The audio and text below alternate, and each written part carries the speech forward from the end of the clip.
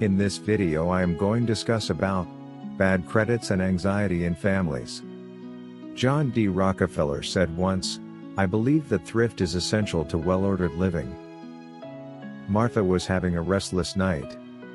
The other day she got a billing statement from her credit card company that told her she was behind schedule on her monthly payment. She also felt harassed every time a debt collector would call her at the office and at home, sometimes even in odd hours of the night. They were also having troubles paying the mortgage and the monthly installments on the new car. Their financial woes are partly due to her husband Ben, who himself admits being a big spender. Ben is an avid car enthusiast who spends a lot of money to spice up their Japanese car and make it look like one of those street racers in the movie, Too Fast, Too Furious. The money problems have become so big that both Ben and Martha now experience enormous stress and anxiety every single day.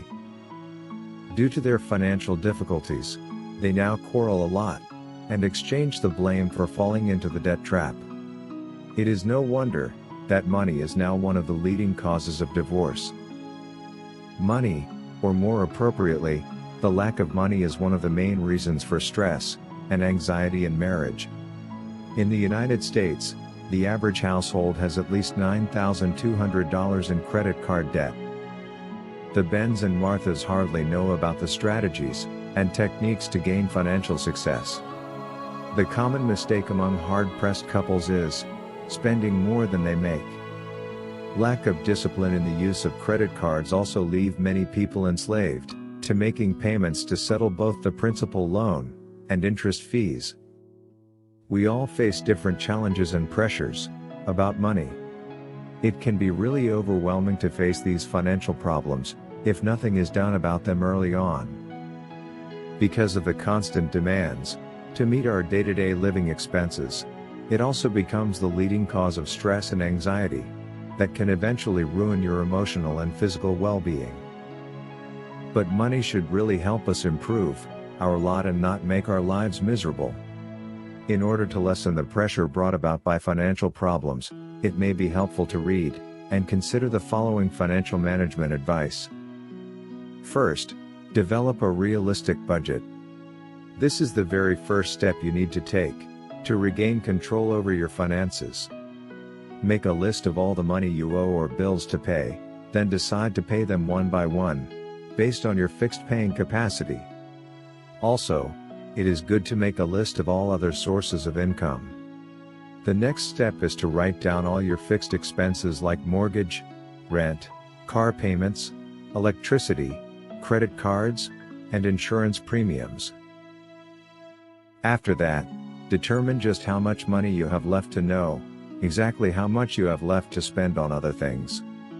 It is important to stick to your payment schedule and not create other payables before you finish paying for the priority accounts.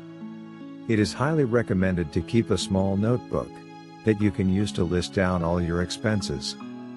With the small notebook, you can track where your money goes. In addition, using a computer budgeting program can be a helpful tool for balancing your checkbook. The second step is to teach your kids about money matters. Children nowadays are easily lured by commercials and advertising gimmicks. With peer pressure and the constant barrage of fads, children may end up losing their allowance to some things that they don't really need. It is never too late to teach kids about money matters. They must be told how hard it is to earn money, and that not everything they see in the toy store or on television should or can be bought for them. Children around 8 years old can already be trained to manage their allowances and to start their savings. Another step towards financial freedom, believe or not, is to contact your creditors. Explain your situation to them and ask them to restructure your loans. Ask them to present an option for debt consolidation, but make sure that the interest rates are manageable and the monthly payments are within your capacity to pay. Also, try to convince your creditors to design a modified payment scheme that will lead to a win-win financial situation. Cost-cutting measures should also be an automatic undertaking if you want to regain financial freedom. You can save money by doing simple things like turning off the lights when not using it, scheduling your trips or errands to the grocery stores, or simply cutting down on junk food purchases. All these will help in lowering your monthly expenses. One sure way to cut down costs is to lessen your spending on entertainment. For example, you can stop that magazine subscription, or choose a cheaper cable program with less channels. After you have enough savings, you may choose to consult a financial advisor regarding investment options and instruments such as mutual bonds and stocks. Your financial situation shouldn't go from bad to worse. You have options, and you can take control of your money. But regaining your financial freedom will depend on your goals and how disciplined you are in achieving those goals. The key to financial freedom and debt-free living rests entirely on you.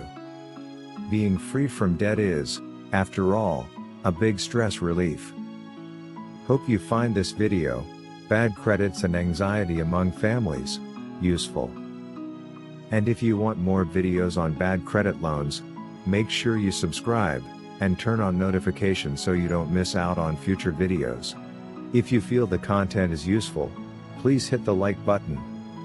I really hope this video helps, and if you have any questions or doubts, please leave a comment below, and we will revert back.